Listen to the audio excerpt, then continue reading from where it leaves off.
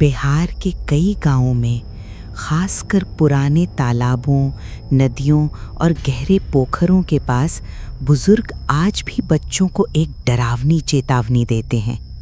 वे कहते हैं, पानी के पास ज्यादा मत जाना, वहाँ पांडुबा रहता है। कुछ लोग इसे सिर्फ अंधविश्वास मानते हैं, लेकिन अजीब बात यह है कि हर कुछ साल में किसी न किसी के पानी में डूबने की घटना ज़रूर होती है और गांव वाले हमेशा एक ही बात कहते हैं, उसे पांडुबा ले गया। लाश कभी नहीं मिलती। पानी कुछ देर लहराता है और फिर सब कुछ शांत हो जाता है। पांडुबा क्या है? लोक कथाओं के अनुसार पांडुबा कोई साधारण भूत नहीं है। कहा जाता है कि ये किसी ऐसे इंसान की आत्मा होती है जो बहुत समय पहले पानी में डूबकर मर गया हो। उसकी आत्मा शांति नहीं पाती और पानी में ही भटकती रहती है। समय के साथ वो आत्मा और खतरनाक बन जाती है। पांडुबा हमेशा तालाब, पोखर, नदी या कुएं के गहरे पानी में रहता है। वो बाहर नहीं आ सकता, लेकिन वो लोगों को पानी में बुला सकता है। कभी वो माँ की आवाज में बुलाता है, कभी दोस्त की आवाज में, और कभी-कभी वो किसी ऐसे इंसान की आवाज में पुकारता है जो बहुत दूर हो। और जो उस आवाज के पीछे जाता है, वो कभी वापस नहीं आता। 2009 की घटना। साल 2009 में एक छोटे से गांव में एक ऐसी घटना हुई जिसे आज भी लोग याद करते हैं। गांव के पास एक पुराना तालाब था, काला पोखर। उसका नाम ही डरावना था। उसका पानी इतना गहरा और काला था कि लोग कहते थे उसका कोई तल ही नहीं है। गांव के बुजुर्ग हमेशा बच्चों को चेतावनी देते थे, सूरज ढलने के बाद काला पोखर के पास मत जाना, वहां पांडुबा रहता है। लेकिन गांव का एक लड़का था, रवि कुमार, उम्र लगभग 19 साल। वो शहर में पढ़ता था और छुट्टियों में गांव आया हुआ था। उसे इन बातों पर बिल्कुल विश्वास नहीं था। जब उसकी दादी ने उसे पांडुबा की कहानी सुनाई तो वो हंस पड़ा। उसने कहा, दादी, भूत वूत कुछ नहीं होता। दादी ने बस धीरे से कहा, भूत हो या ना हो, लेकिन पानी कभी भूखा नहीं होता। एक रात लगभग 8:30 बजे रवि अपने 2 दोस्तों संजय और मुकेश के साथ खेतों के पास बैठा था। चारों तरफ अंधेरा था और दूर कहीं मेंढकों की आवाज आ रही थी। अचानक रवि चुप हो गया। उसने सिर घुमाकर अंधेरे की तरफ देखा। तुम लोगों ने सुना? उसने धीरे से पूछा। संजय ने कहा, क्या? रवि बोला, किसी ने मेरा नाम लिया। दोनों दोस्त हंस पड़े। तू पागल हो गया है। लेकिन रवि लगातार काला पोखरे की दिशा में देख रहा था। कुछ सेकंड बाद वो खड़ा हो गया। कोई मदद के लिए बुला रहा है। मुकेश ने उसका हाथ पकड़ा, उधर मत जा। लेकिन रवि ने कहा, तुम लोगों को सच में आवाज नहीं सुनाई दे रही? दोनों ने सिर हिलाया। फिर रवि ने एक ऐसी बात कही जिससे दोनों के रोंगटे खड़े हो गए। उसने कहा, वो मेरी बहन की आवाज है, वो मुझे बुला रही है।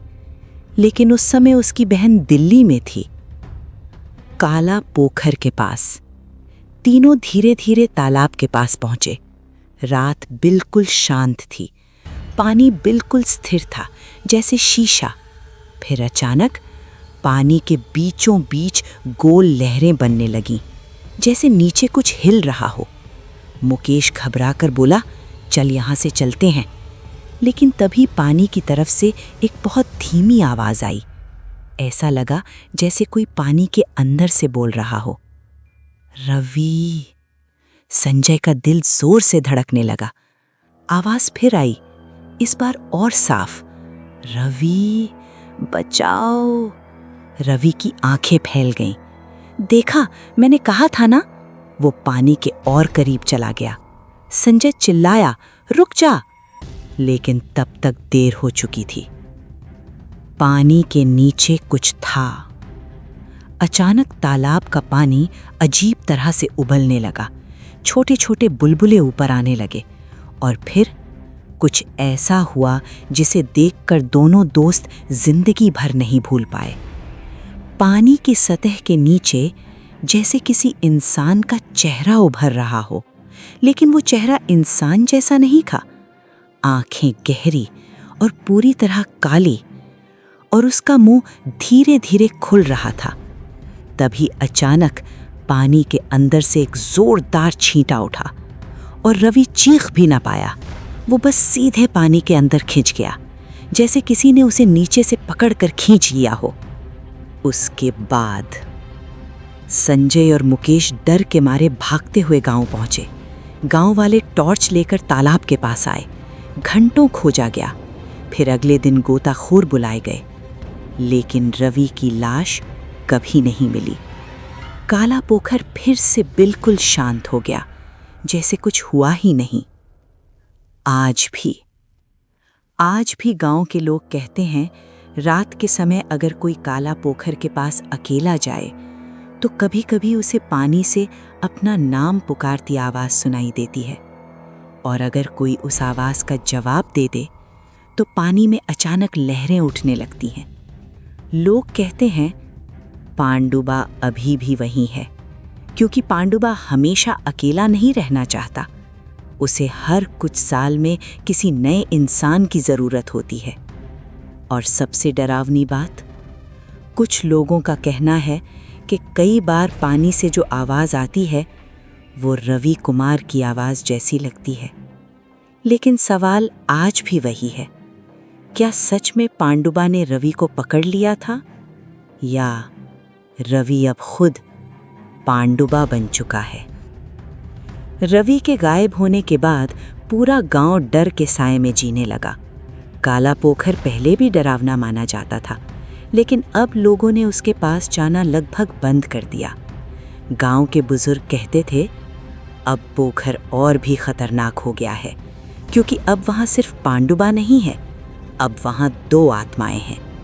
लोगों का इशारा रवि की तरफ था। रवि के गायब होने के लगभग 10 दिन बाद एक और अजीब घटना हुई। गांव की रवि की माँ सुबह सुबह पानी भरने के लिए कुएं के पास गईं। तभी उन्होंने अचानक पीछे से किसी की आवाज सुनी। माँ, ये आवाज बिल्कुल रवि जैसी थी। उनका दिल जोर से धड़कने लगा। उन्होंने धीरे से पीछे मुड़कर देखा, लेकिन वहां कोई नहीं था। उन्होंने सोचा शायद उन्हें भ्रम हुआ है, लेकिन तभी दूसरी बार आवाज आई, मैं यहां हूं। इस बार आवाज काला पोखर की दिशा से आ रही थी।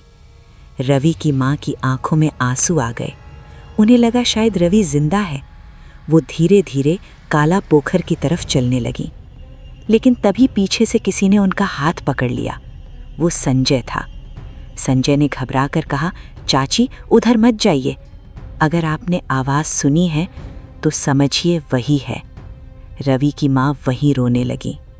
उस घटना के बाद गांव के कई लोगों ने रात में अजीब आवाज़ों की शिकायत की। कभी किसी को लगता कोई पानी में धीरे धीरे चल रहा है, कभी लगता जैसे कोई पानी के अंदर से हंस रहा है। लेकिन सबसे डरावनी बात ये थी कि कई लोगों ने एक ही आवाज़ सुनी, रवि, रवि इधर आओ, जैसे कोई अभी भी किसी को बुलाने की कोशिश कर रहा हो। 6 महीने बाद सब कुछ शांत रहा। गांव वालों को लगा शायद सब खत्म हो गया, लेकिन फिर एक रात एक और घटना हुई। गांव का एक आदमी था भोला चौधरी। वो देर रात खेत से लौट रहा था। रास्ता काला पोखर के पास से गुजरता था। जब वो पोखर के पास पहुंचा, उसे लगा जैसे पानी में कोई खड़ा है। पहले उसने सोचा शायद कोई आदमी नहा रहा होगा, लेकिन जब उसने ध्यान से देखा तो उसका खून जम गया। पानी के बीचों बीच एक लड़का खड़ा था और पानी उसके सीने तक था। भोला ने टॉर्च जलाकर देखा। वो लड़का धीरे धीरे उसकी तरफ मुड़ा और फिर भोला की टॉर्च उसके चेहरे पर पड़ी। वो रवि था, लेकिन उसका चेहरा बिल्कुल अजीब था। उसकी आंखें पूरी तरह काली थीं और उसके होंठों पर एक अजीब मुस्कान थी। रवि ने धीरे से कहा, भोला काका, पानी में आ जाइए, बहुत ठंडा है। भोला की टॉर्च हाथ से गिर गई। वो बिना पीछे देखे पूरी ताकत से गांव की तरफ भागा। जब भोला ने ये बात गांव में बताई, कई लोगों ने कहा, तुमने शराब पी रखी होगी। लेकिन भोला ने कसम खाकर कहा, मैंने अपनी आंखों से देखा है, वो रवि था। उस रात के बाद भोला कभी उस रास्ते से नहीं गया। सबसे डरावनी रात। साल 2012 में एक और घटना हुई। इस बार गांव के 4 लड़के रात में मोबाइल से वीडियो बनाने के लिए पोखर के पास गए। वे इंटरनेट पर भूत का वीडियो डालना चाहते थे। उनमें से एक लड़का था आदित्य। उन्होंने कैमरा ऑन किया और हंसते हुए कहा, अगर यहाँ कोई पांडुबा है तो सामने आओ। कुछ सेकंड तक कुछ नहीं हुआ। फिर पानी में हल्की लहरें बनने लगी। एक लड़का बोला, देखो, हवा से पानी हिल रहा है। लेकिन तभी पानी के बीच से बुलबुले उठने लगे। कैमरा रिकॉर्ड कर रहा था और फिर धीरे धीरे पानी के नीचे एक चेहरा दिखाई देने लगा। आदित्य ने कैमरा जूम किया और अचानक कैमरे में साफ दिखाई दिया, वो चेहरा रवि का था। लेकिन उसकी आंखें पूरी तरह काली थीं और उसका मुंह असामान्य रूप से बहुत बड़ा खुला हुआ था। फिर अचानक पानी से एक हाथ बाहर निकला और उसने आदित्य का पैर पकड़ लिया। आदित्य चीख पड़ा। बाकी तीनों लड़के भाग गए। जब गांव वाले वहां पहुंचे, आदित्य गायब था और कैमरा कीचड़ में पड़ा था।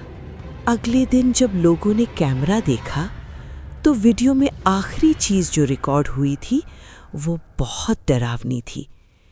कैमरा पानी में गिरने से पहले उसमें एक आवाज रिकॉर्ड हुई थी। वो आवाज धीरे धीरे बोल रही थी, अब हम 3 हैं और हमें और चाहिए। आज भी काला पोखर वैसा ही है। दिन में वो बिल्कुल साधारण तालाब लगता है, लेकिन रात में कोई वहां जाने की हिम्मत नहीं करता। गांव के बुजुर्ग आज भी बच्चों से कहते हैं कि अगर कभी पानी से कोई तुम्हारा नाम पुकारे तो पीछे मुड़कर भी मत देखना, क्योंकि गांव वालों का मानना है पानी के नीचे अब सिर्फ एक पांडुबा नहीं है, अब वहां कई हैं। और कभी-कभी शांत रातों में काला पोखर के पानी से 3 अलग-अलग आवाजें सुनाई देती हैं और उनमें से एक आवाज आज भी रवि कुमार की होती है। अगर आपको दादी की ये कहानी पसंद आई हो तो वीडियो को लाइक ज़रूर करें और हमारे चैनल को सब्सक्राइब करना मत भूलिए। आपका एक सब्सक्रिप्शन हमें और भी प्यारी प्यारी कहानियाँ लाने के लिए प्रेरित करता है। इस कहानी को अपने दोस्तों और परिवार के साथ ज़रूर शेयर करें ताकि वो भी इन मज़ेदार कहानियों का आनंद ले सकें। धन्यवाद।